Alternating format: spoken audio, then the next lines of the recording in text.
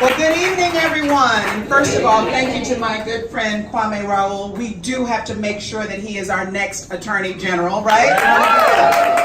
And to Senator Durbin, it's such an honor to be here with you tonight. Thank you for your friendship and support, and certainly to my good friend, Representative Ann Williams. Thank you so much for everything that you do to advocate for, not just for women, but for all Illinoisans. I am Juliana Stratton, and I am thrilled to be on the ticket running for Lieutenant Governor with J.B. Pritzker. I have been solving problems and serving the public and fighting for what's right for my entire career. For over 20 years, I've had my own small business, working to create a more fair workplace. And then I went on to lead the Center for Public Safety and Justice at the University of Illinois at Chicago, where I trained law enforcement on how to build trust with communities all around the country. And then I'm currently serving as state representative of the 5th District, and now, of course, running for Lieutenant Governor. I'm so honored to be on the ticket with JB. And I also want to thank all of the organizations who are here tonight for all of your support, all of your advocacy, all that you have done to be a voice for women, for Illinois Now and She Votes, and all of the organizations represented here. We do not take it for granted. We know that your work is so important, and I personally thank you for being a voice for me and my daughters and so many women all across the state of Illinois.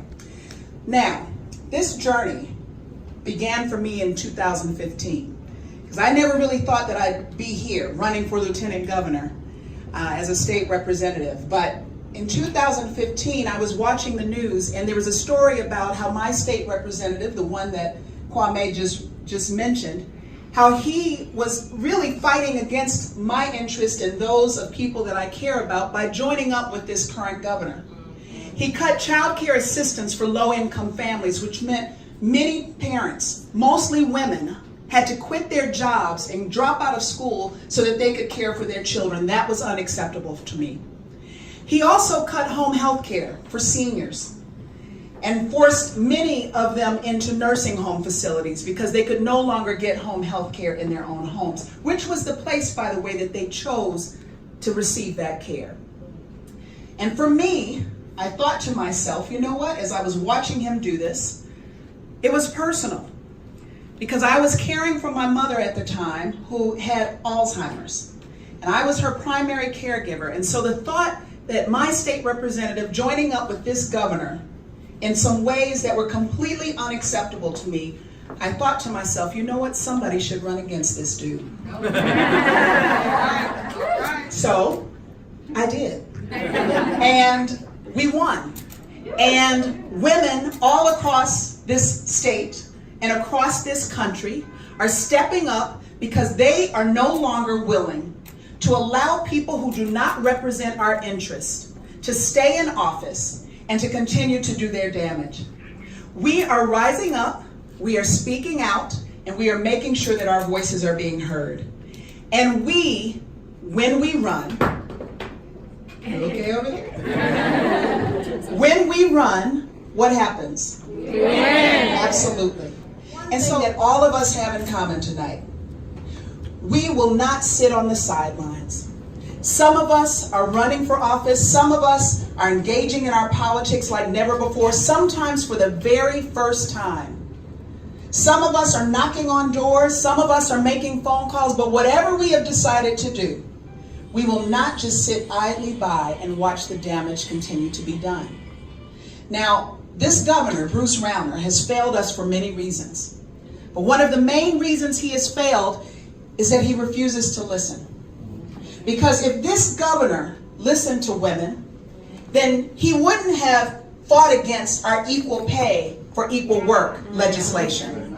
And if this governor supported women and listened to women, then he wouldn't waffle back and forth on HB 40. If this governor listened to women, then he wouldn't have sat idly by as Washington tried to take away health care for 1 million Illinoisans. Right, yeah. I am honored and excited to be on this ticket because I know that J.B. Pritzker is someone who listens to almost better than anyone I know. And he listens to women, and he views me as a partner in this endeavor. Not someone who kind of sits on the sidelines, but he values my opinion, he values my voice, and he views me as a partner. And that's important when we think about how we are going to move forward and fight for our equality. JB understands and will support legislation to make sure that gender and pay equity is a reality in Illinois, and that we make sure that we get paid the same that a man would get paid for the same type of work. He's somebody that throughout his life has fought for equal rights for women, equal rights under the law, including the right to choose. And he's somebody who recognizes that health care is a right and not a privilege, and that everyone in Illinois, all Illinoisans, should have access to a doctor and the affordable care that they need. Let me say something. I went through this last week, just like all of you in this room, devastated, frustrated, angry, upset. And I thought about all the times that I personally and all of us here can relate to the fact of when you've been unheard and dismissed, not listened to, and not believed. And it reminded me of why it's so critical to have a leader, a chief executive in our state who understands the value of our voice, who recognizes that we not only just have a seat at the table, but we have a part in the decision making of our state and the policies that are being made. That we no longer want policy to be made for us. We want policy to be made with us and by us. That's the kind of governor that J.B. Pritzker will be.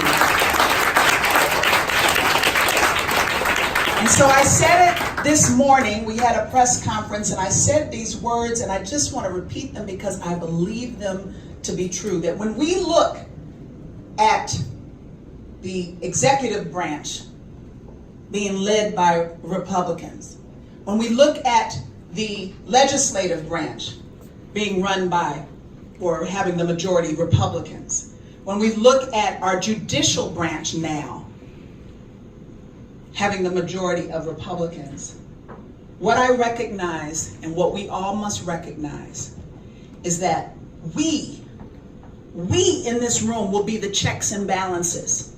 Don't get discouraged. Don't give up. Keep doing what you're doing. Our voices matter. Our votes matter. And on October 13th, we're going to march to the polls and make sure we make our voices heard. So thank you for everything you're doing.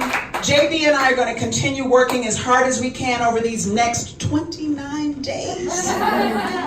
29 days. But when we do it together, we will get where we need to go. When we do it together. So thank you for all that you're doing. We look forward to working with you.